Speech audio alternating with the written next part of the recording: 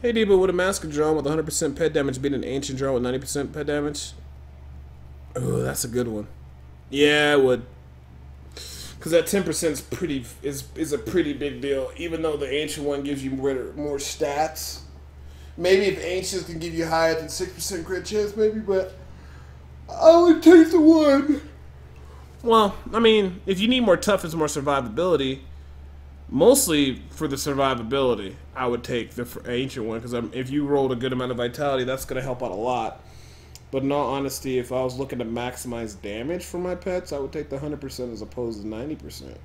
Now, if it was 95, then I'd probably keep the ancient. But 10% is enough for me to be like, yeah, you know what, let me just go ahead and keep the ancient one on. Alright, so that went pretty well. That's a good solid one. This is a physical variant. Masker Drum, crit percent chance, and vitality, pet damage. We also got the shoulders, which are in vitality armor, gargantuan damage. We also have in vitality gargantuan damage, like I said before, on the chest, and then also the end critical percent chance, critical damage on socket. Bracers are physical int, critical chance. Trifecta, Tasker, and Theo. Little Man's Finger, of course, which brings our one gargantuan into 3, which is pretty cool. We are running the Hellcast Waistguard for extra damage, and then of course we got the Unity Ring follower combo, so we don't die horrendously. We get the 50% damage mitigation. Cloth of Transcendence, which are going to be changing this into a belt into the future. Summon the Fetish Sycophant, which when you hit with a Mana Spender. Our Mana Spender is Haunt. I got SMK.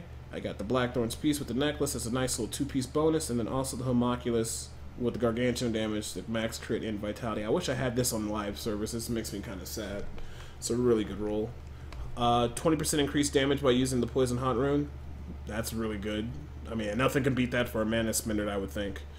Sacrifice, Provoke the Pack. Gain 20% increased damage. Fantastic with the Homunculus. Jaunt with Spirit Walk. Good. Now, we're using the cold because we have 23 fetishes, so it just makes more sense to get physical damage because then the fetishes will do more damage. But the Gargantuan, the reason why we're running cold is because if we were to run Restless Giant, it only has the effect of enraging, getting increased 200% damage and attack speed. It only can happen once every 120 seconds, so that's kind of lackluster. But with the Cleave, 130% weapon damage, and it's 3 of them, and they're going to do a lot more damage than one by itself, and it's just going to cleave and do good damage, and they all cleave, and the cleave damage is phenomenal when it's coming from 3 different sources. Legion of Daggers, Slam Dance, Pierce the Veil, Spirit Vessel for a little bit of survivability, Gruesome Feast, and Midnight Feast. If I wasn't using Spirit Vessel, I'd probably try to incorporate. I don't know what I do. Maybe get Zombie Dog Handler for more HP. Maybe Jungle Fortitude. Maybe Bad Medicine. That would be okay.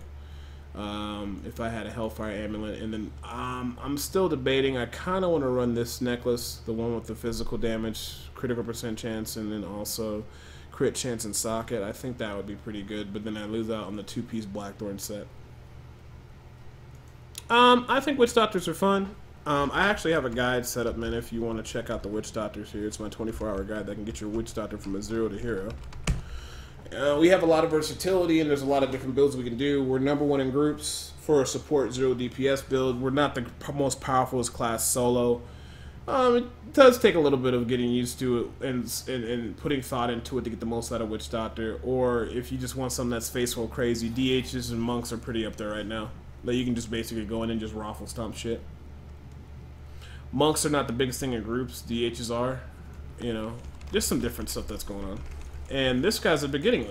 Shielding, fast, knockback. Okay, that's not bad. That's annoying.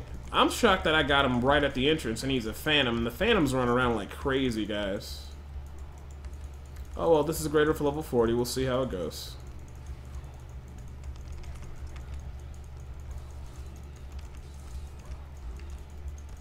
They're doing good damage. Of course, I don't think Phantoms really have that much HP to begin with. You know, I just realized something. I'm running Gem of the Infectious Toxin, and I'm not running Pain Enhancer, which actually is pretty, I think, smarter because of 10% increased damage. Seems like it would make a bigger difference than the actual getting the attack speed increase. Active classes, Witch Doctor is, because in party, 0 DPS, you're always doing stuff. You're making sure you time your cooldowns correctly. Jade builds the same way. Pet's a little bit less that way, but I would have to say, I'll say try Witch Doctor. In all honesty.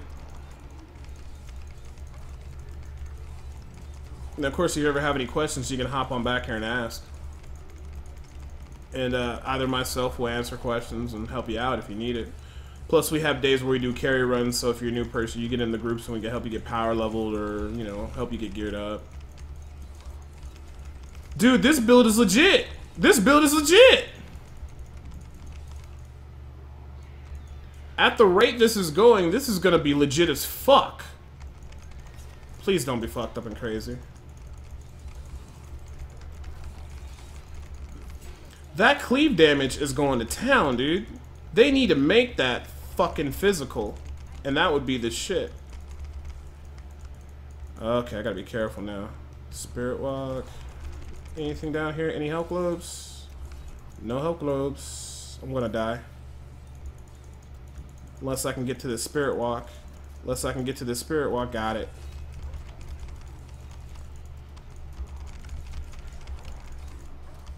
Ooh. Man, this monster's getting tough. If we can get this monster down without a death, we might be able to do 40 on this, boys. Oh. Oh, we might get it, gentlemen.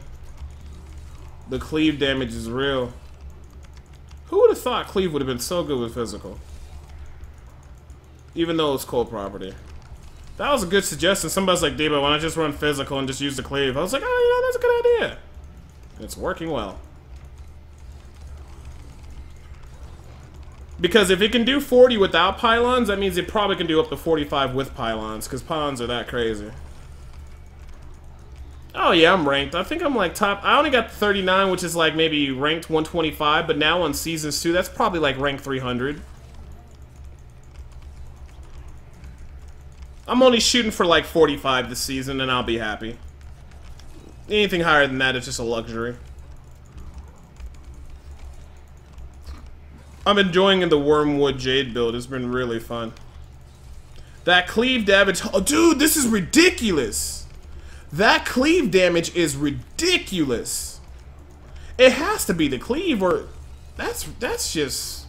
That's really good. Or, I mean, I am getting easy mobs right now, but... This is with no pylons. This is a pretty good point. That's so funny. The cleave is real. I'm happy about this. This little small limb and his little finger is going to be a nice addition to the Witch Doctors.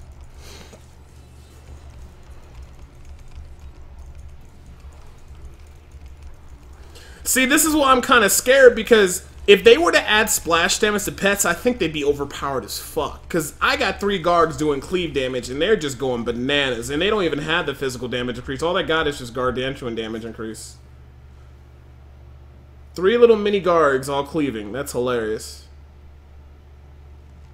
And then 23 fetishes, not to mention the new legendary that makes it so you can keep like 15 fetishes 100% uptime is like ridiculous. That's really good. Oh, well, if I use the hexing pants, then I couldn't use the pants of transcendence, which basically makes it so whenever I use a mana spender, I get a 100% chance to generate the fetish. So I'm using the poison rune spirit one, which gives 20% increased damage. And every time I land that haunt, it gives me a fetish. So I get 15 fetishes uptime 100% of the time. If I were to use the hexing pants, I would lose that ability. Now, when they change it in the future to a belt, then I will actually think about using the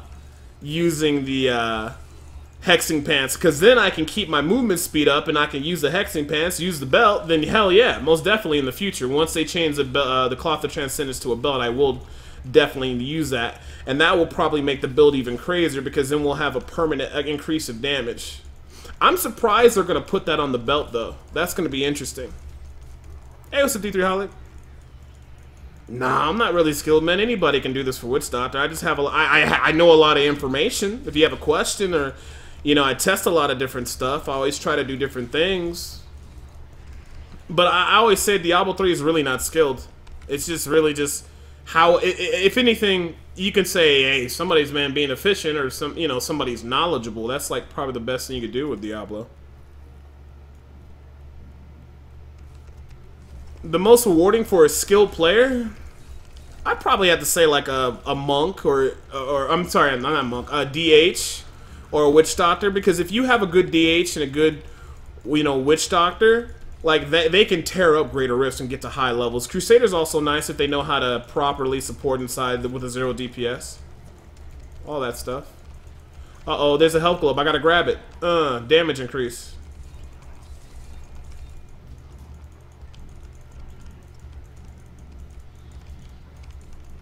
Either I've gotten real easy mobs, or this is just, like, legitimately, like, this cleave build is legit.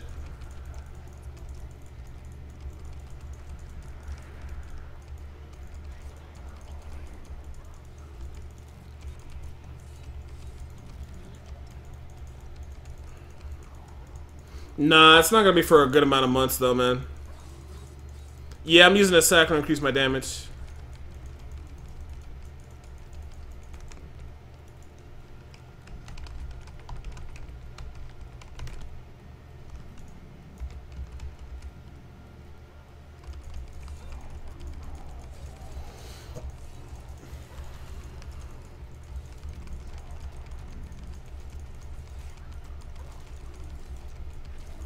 I can't believe I'm wrecking this 40, dude.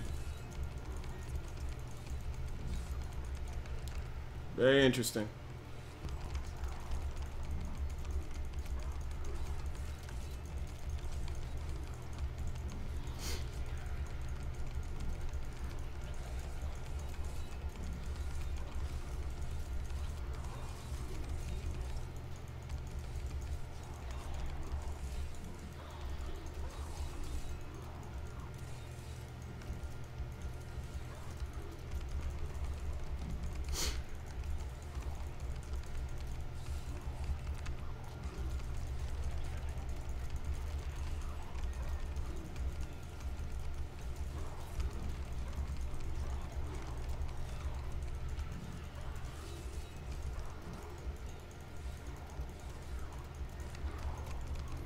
Damn, Savage is up late. Yeah, it won't be a problem. I know people on the YouTube, why you pausing the thing? I gotta load my raid call. My homeboy Savage is on the line. I like talking to Savage on stream because it keeps me from falling asleep. When you talk to people online, you get tired of the nights. Like, you know, you talking to people. When you talking to people, you don't get tired and shit. What up, Savage? Yeah. How was the work day? Same shit, different day, different dollar, another dollar in the bank account? Nah, it was straight, man. Bet. This one dude was an asshole, though. It's kind of funny because, like, he's a Santa Claus. Oh, like he plays a real life Santa Claus, one of those dudes. Yeah, and he is a total dick, dude. I was like, yo, fuck Santa Claus. See, if you had like one of those coupons, those employee rewards where you can ask questions to customers without getting in trouble, be like, how the fuck are you going to be a Santa Claus and be as asshole as you are? Let me talk to your manager. You know what you said to me? Savage, do you have your coupon? Yeah, if we'll say whatever the fuck I want to employ here. Let me go ahead and hole punch that. You got 2 more this year? Because that's the last motherfucker you'd figure, right? I honestly feel like the problem with businesses, man, and it's the same way across the board. They're whores. Almost every company out there, large or small, are whores because their only concern is your money. Realistically, they don't give a fuck about having your respect, especially not the CEOs, because their bottom line is paper. So they don't really care if you treat their employees like shit.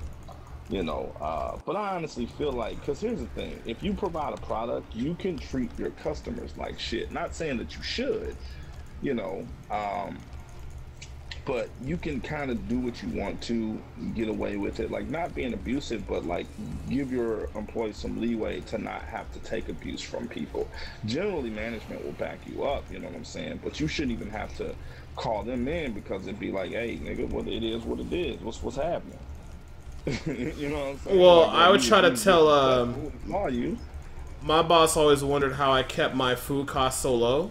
And I just sat down and I had to talk with my guys when I was running my store. And I used to give out my little bonuses. I would take like 90 or 80% of my bonus. If my bonus is 500, I'd take 400 and reinvest it back into the employees, right? Because I'm not going to hit the bonus unless they're watching their food costs. And the way I can increase that incentive and bonus, I used to give them like $20 gift cards for movies, or I would come in once a month and do a pizza party, but not just for the morning shift or night shift. I do it for all the shifts.